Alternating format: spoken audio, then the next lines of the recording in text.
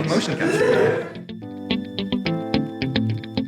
Or inside a green screen studio right now, there's cameras all around, and this is to have a good reference point, and so the computer knows where is what in the 3D space.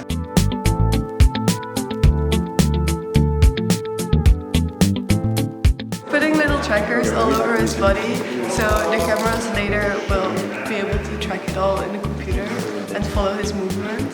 There's, I think, about 54 or something trackers that need to be placed all over her body. The little dots that reflect the light so that the camera knows where it is. And this is where all the different cameras come into play, because we need that reference.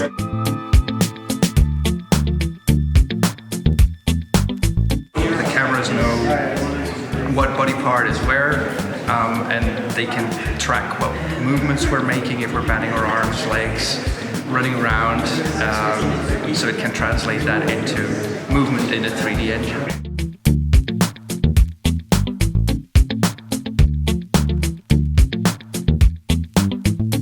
You can use this to video games or animation to give it like a more real life feel of how the animation goes.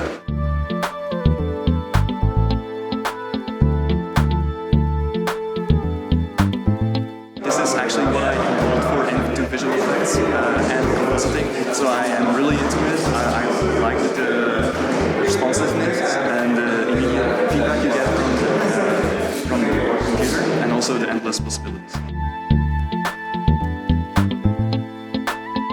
It's different than like just sitting behind your desk and just like doing everything, like sitting and animating everything like that. So this is way more fun.